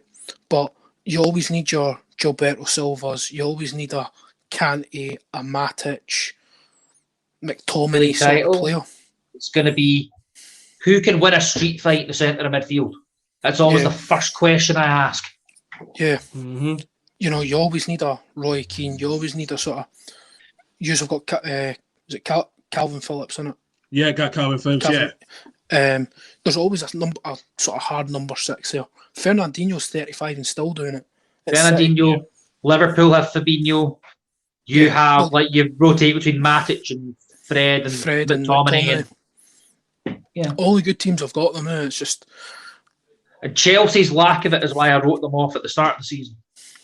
You weren't wrong. I didn't see the thing with Chelsea winning the league this season either. No. But I suppose the other 2 results from Saturday, Southampton 2, Sheffield United 0. That's sounds like Wilder's days are numbered at Sheffield United as well. Very much, and most of the players as well too. I think it just this team has really not, as especially with that second season syndrome we've been talking about the last few months. It was to catch up to. He called it. Yeah, I know. Andrew called it very well. The thing is, I will say about Chris Wilder, he's done a fantastic job at Bremer. Don't get me wrong, but there was that time of thinking he could have done better of the way his tactics he could try because like I said, everyone's caught them out with the 3-5-2 they played. I think he could have changed a bit of formation this season if he did and changed his tactics, and so they didn't get caught like this again because this was going to come anyway. To be honest with you, I think he will go. I will be surprised if he goes because he's done the best he can at Sheffield United. I just don't see him being there next season if they win in the Championship. Yeah, they're proper Brexit FC as well, aren't they? Their squad. Very much. Very proper much. Brexit FC, aren't they? Aye. Like they've just not. It's so Brexit. It's unbelievable. I mean, I think they're pushing well above their weight, finishing sort of 8th. Was it 8th or 9th last season? It was 9th last season. Yeah. And when he said second, I mean, I laughed at you, Andrew, when you said, second season's in, but I was like, nah, it'll be fine. And then you seen the sort of transfers he brought in. I mean, you're not going to stay in a league signing Ryan Brewster and Ollie McBurney. Yeah. And your backup strikers being McGoldrick and Billy Sharp. They forgot because they finished 9th what they were. They were a team that was kind of like, they had the worst budget in the league, which means you need a certain type of player. You've got to prepare for a relegation dogfight. And that means that you need players with a certain type of character. And they just, they played some really lovely football last season, but it's not a team that they still are. They're not getting really humped by anyone, but there's not a whole load of kind of like Big Sam, Sean Dyche-like characters that are going to just get stuck in, get in that fight. They don't have those kind of players. No, they don't. Soft in the centre. They've had injury problems. Exactly it. And I think with John Lundstrom as well, not signing his contract, that's been the main issue, part of the main issue as well, why he's not, because John Lundstrom was the heart of sort of that, he's been the heart of sort of that midfield. And I'm also very surprised that he's not, him and Fleck. But I was very surprised that he was told last season that he was not going to sign his contract. I was like, okay, that's interesting, because what's going on that? Yeah, I know, but I know Lundstrom is hoping to sign a pre-contract agreement at Rangers, but I don't see it's going to happen as much, but I just don't know. It's been an issue at Premier League with that, so I would not be surprised with that. It's just the way the club has gone, and I think Cristiano was a bit overcarrying when he criticised Leeds when they get promoted the season before. And to be quite honest here, it has caught up a little bit to him without thinking how Leeds have done well. Well, they said Leeds would not set our expectations too high because we knew having Bielsa today, we'll play the way we have played and we'll not give up. As well as Wilder's not done that this season, you could have changed it. I think Sheffield United might not be in this conversation as well, going down. They never would have been. Yeah. No, I know what you're getting at. They just went away from what they were. Yeah. I mean, injuries to that back three hasn't helped, but if we're not giving Liverpool any slack for injuries, we're not going to give Sheffield United any slack. It's you got to give everyone a. All you can ask for is consistency. Yeah, and very much so. You look at sort of the last result of the week, Saturday with Villa Wolves 0-0. That was such a dead rubber. Yeah, very was. It felt like a dead rubber. It was just. I think Wolves and Villa are struggling with the same thing. Their main players aren't playing. Grealish not playing for Wolves. Grealish not playing for Villa. Jimenez not playing for Wolves. It's just it was a bit. They're just different teams without these players, and Willie and Ozzy doesn't look like he's. I think the player people thought he was, and then you're relying on sort of what age is that Fabio Silva? What 19? 19, and he's not even had like one full season as being very consistent. So it was a bit too early to sign him. I think he'll go on loan next season. I don't see him being there to replace, because I know Patrick Cotone they bought the season before. He went on loan, came back, and I think he's away. Exactly, he's away. So again. They got issues of trying to replace like Raul Jimenez in that issue at the moment. And I think Villa's having the same issue as well, not having Grealish there as well. So it is that conundrum of when you have these key players, they're just not the same as it is. Yeah. And just, going on to sort of the last game to sum up the Premiership, Spurs absolutely hammering Palace. Yeah, Kane and Son, just fantastic. Kane, Son, and Bale. Yeah. I mean, Bale got a double and Kane got a double. Gareth Bale finally turning up. I know. About time. Well, being given a chance as well, I suppose. Exactly. I think this is the season Bale has to prove to me he could be here next season on loan again. That is what it is at the moment, what Josie wants. Yeah. And, there was questions about his fitness during over the last few months, because he wasn't playing. He only had played in Europa League games. He only had one Premier League game prior to that. And, I think he's now realised in playing in his position, he's now turning it around. He's proven that I want to be here next season. I don't want to go back to Madrid, because when Madrid's not going to play there. Yeah. What's your take on it, Andrew? What, on the Gareth Bale take? Bale take, the whole Spurs thing? Well, it's not bad for a defensive manager, is it?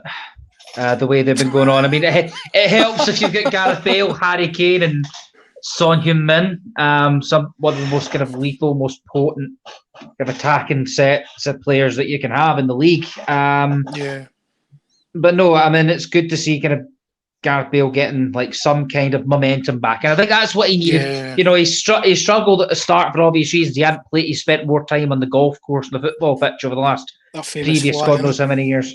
The famous flag, and and all he needed was just got a good run of games, and he's rediscovering part of the form that we knew he had. Yeah, so, absolutely. Yeah. It's true, and I think, like I said, you're right. He spent more time, and I don't know why the Madrid hierarchy just sold him. He was just wasted. I think Wales were playing him like a bit much of a lack of match sharpness when he was playing for Wales. It's like he's not getting much games. I'm like, how is he still getting through this for Wales than he is for Madrid? So it has taken a bit of time to get into the scoring, the last few weeks, and he has proven it. And I think Jose will say, let's keep him for another season, because what we've got to lose if we could just have one more year on him alone. Because I think when does his contract run out, Andrew? Because you're a Madrid fan, you're Real Madrid, so you should know. I think he's still got 2 years. Right, there you go. 2 years, because I think he signed an extension after 2 years under Ancelotti. I could be wrong. Sort of Spurs sitting on sort of 45 points. Do you think they can break into that top 6, or do you think it's too congested with the teams in there?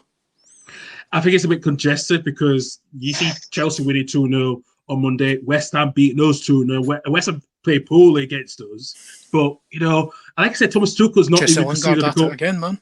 Yeah. Thomas Tuchel's not considered a goal at home, but Jesse Lingard's like again. And do you know what? We played well against West Ham. I think we had those 2 goals disallowed. The offside one, which it was I thought when Costa was offside, I thought you see the knee bending a little bit, like right. And then there were 2 good goals, but even though they weren't counted. So Leeds played okay, just decent. But I think West Ham just knew what they did. They had to dig deep to win those kind of games, and unfortunately beat us.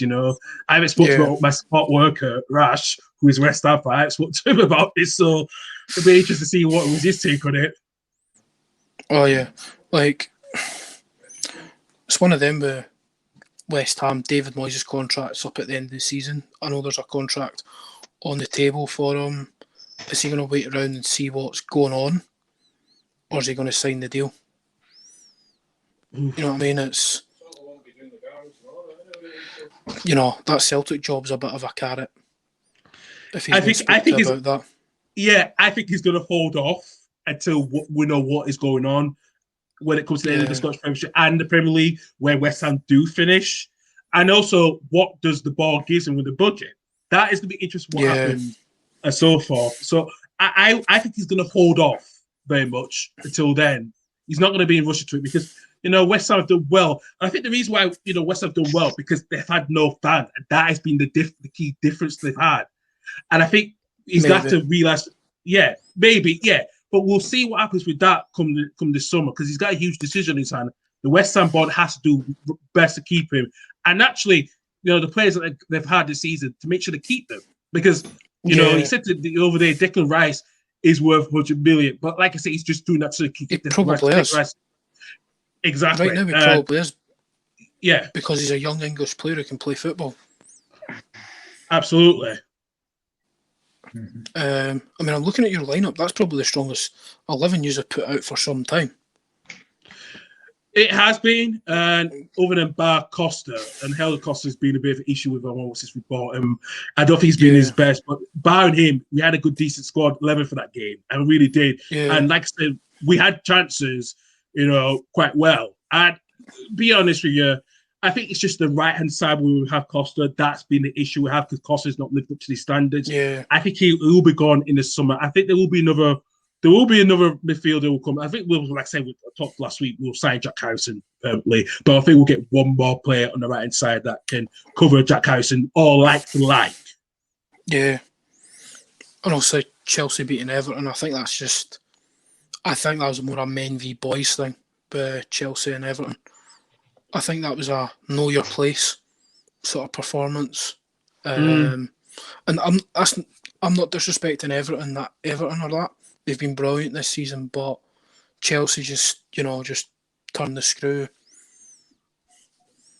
Yeah, like I said, Tuchel's been fantastic. And probably the right man that they needed because Lampard right man at the right time, innit? Yeah, absolutely. And I think him having an 18-month contract was probably the right thing to do to see where this can go.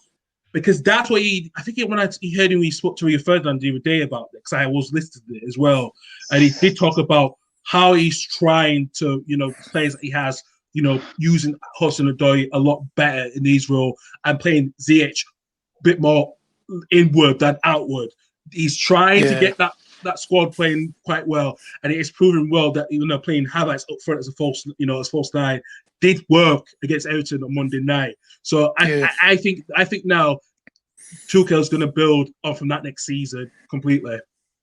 Yeah, because this is exactly the type of game that Lampard would have lost though, because he wouldn't have been able to stamp that man v boys thing you mentioned, because it was still only a penalty and an own goal that was the difference.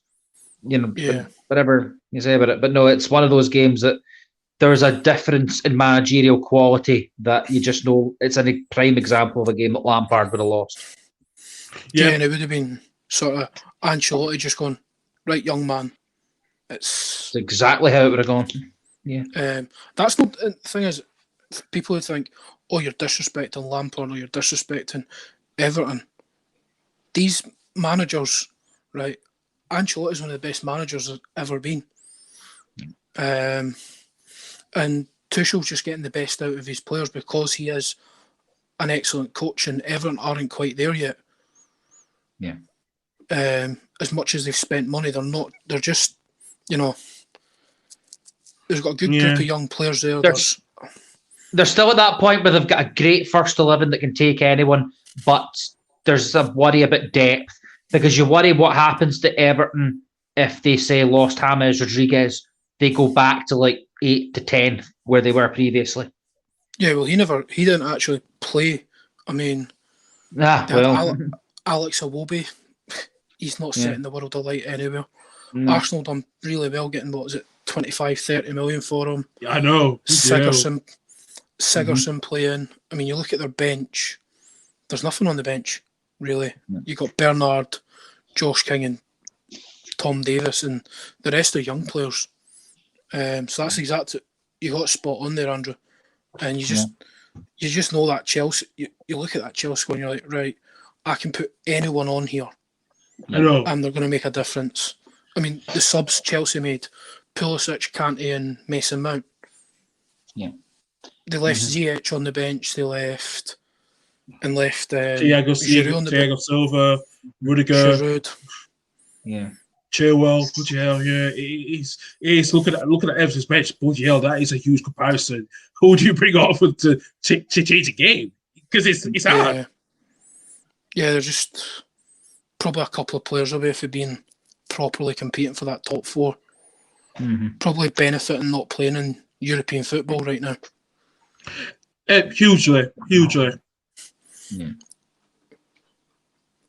Right. Huge. Right, so interesting. It's going to be an interesting end to seeing probably both ends, Scotland and England. I think we could probably say the league's done in England. I think it's safe to say City are still going to win that league. So I'm going to give you the same question. Who do you think is going to be that last place in the relegation spots for England? Do you think Fulham can sneak out of that? Because I think Sheffield United are gone. West Brom, they're gone. Sam's going to lose that great record of never being relegated. I think he'll resign before he gets the chance to lose that record. That's a bet I would like to take on that one. I think I would agree with that one as well. Yeah, I think he'll go before the club get relegated. I can't see that. I can't see him being able to. Yeah, you're good. Oh, I'm going to get relegated. I'm going. Bye-bye. I'm pretty sure. Exactly. Didn't Tony Pulis do that once? I can't remember who he was the coach of, but did he not? Like, he was on the verge of losing his never relegated record and he resigned. I think that was actually at West Brom. It was. It was at West Brom, wasn't it? Did he not leave? Couldn't make it up. Who did they give the job to? Was it Darren Moore? Or was it someone else? That's Big Daz, Big Dave. Hi. Darren Moore, well done. Because I know, I can see him. I can see him right in front of me. But could get exactly. The name, Darren Moore. But no. Who do you think ends up? Do you think Fulham stay up and one of Brighton and Newcastle go down, or do you think Brighton and Newcastle have too much? Ooh. Yeah, I'm biased here, but I'm going to say that Newcastle get some players back and they're going to have too much and they're going to go on a wee run at the end and stay up. So then it's either Brighton or Fulham. I think Fulham have the momentum. I'm saying Brighton go down. And I'm going to agree with that. I think Fulham will stay up. Newcastle will have enough to stay up. Brighton will go down. I think that time when they told us at Hill Road, "Oh, you're not saying Ben right," that's hurting them a little bit because if they didn't say that, it's going to be funny. It will be funny for me because I will laugh thinking, now we can get Ben White if we can get him on a better deal, but it depends what he goes to this summer. So it is going to be interesting with that one. I'm going to go Brighton stay up. Oof. And I'm going to go Newcastle, we're going to go down. I've got a horrible feeling. I don't want them to, but I just think the injuries are going to catch up and there's obviously problems off the field at Newcastle. I think it's going to catch up with them. Sadly, it's going to catch up with them. That's my gut. I'm going with my gut here. It just wouldn't surprise me Newcastle to go down. No, it wouldn't surprise me either. No. And the thing is, they can't say Bruce hasn't been backed. That's the worst of it. You can't say Bruce hasn't been backed. He's been given. You cannot blame Mike Ashley for this one. No, you can't. No. And I think that's where some of the frustration probably comes from. Yeah. You know, Alan Saint-Maximin, Miguel Almiron. I know he's brought in before Steve Bruce. You've got Callum Wilson there. Let me ask you a question. We spoke earlier about West Ham benefiting from a lack of fans. How much do we think Newcastle have suffered from it? Massively. Oh, massively being there. Huge. I just... how different do you think the season is if we have fans in at St James's Park? User mid-table. Yeah. I think West Ham would have been fighting for relegation spot as well if they had fans back in. Yeah. Yeah, I think it could do a swap as well. I think Sheffield United would be staying up if they had fans there as well. Oh yeah. I think because their place is a fortress with the fans. I think this has just been a freak season. I don't think Liverpool do as badly if they've got fans there. Oh, not a chance. Yeah. I mean, City are used to playing with no fans because it's the empty hat. Yeah. It's the empty hat, isn't it? I think United would do. I think United would have done better with fans there. I think Leeds would be in the middle. I think Leeds would do better with fans there because Ellen Road's set head cases. Oh yeah, it's just the northeast of England, isn't it? It's just sort of the north of England. With all the, you know, down to sort of Manchester and Wigan and all that. They're all just Scottish with their heads kicked in, really. To me, they're all daft. I mean, I love going to Newcastle. I love going to Manchester. The fans are just mental. I mean, I've experienced Parkhead and I've experienced Ibrox, but by Christ, going to St James's Park in the day of there's the big protest against Ashley. It was spine tingling. Absolute spine tingling. I've actually got the photo of me and all the boys up the top of St James's, literally right above me. And there's Newcastle fans within our, friends group. Yeah. And it's just we're on the train going down, and the group chat gets put, you want a ticket for the Newcastle Watford? And I just went yes before anyone else. I was like, I'm not saying no to going to. I've been to St James's a couple of times, but that proper Newcastle fans is unbelievable. And going to something else. See, going into it used to be called Shearers, it's now called 9 Bar. In the stadium, you can feel it. I mean, I've got a couple of Newcastle tops in the house, just because they're smart tops. They really are. I've got one where, when Alan Smith signed for you. I've got that top. Wow. Instead of buying a Man United top, by the way. Because that is a surprise, wasn't it? No, yeah. I won't buy Manchester United memorabilia from the club. You don't want to give the Glazers money. No, exactly. It's a good strategy. Yeah, it's a good strategy as well. So no, I've not bought a top since. It must have been when before they bought the club. No, I've bought. I didn't know all about the owners until about 6-7 years ago. Properly. Okay. I've done a lot of sort of looking into it from. I've not pretty much since Fergie was in charge. I've not bought a top since Fergie left. Since City won the league on drew the league. Yeah. I've not bought a top since that season. Drew the league. Nice. Drew the league. They didn't win it. It's a goal difference. Dude, fucking let it go. Fucking let it go. Fucking no. Dude, let it go, man. Mate, we all saw what happened that day. Right. Don't. Hold on. Hold on. I've not let it go about Drogba's offside goal. Fucking shin in the league. Right, see this shin in the league? This is why they beat you twice. Right, and here's why they did, right? Here's why I fucking hate Sunderland fans doing the Poznan in the stadium. Oh, I know. See everything that happens to them now. See if their ground burnt down. Yeah. I'll be there with pitchforks. I know other United I know you the other United fans that share that frustration. We all do. Yeah. Fucking hate Sunderland. Fucking hate them. Mm-hmm. There's not many clubs in England I fucking hate. I can't stand Leeds. I fucking hate Liverpool. And I fucking hate Sunderland. The only 3 teams I hate in England. Don't even hate Chelsea.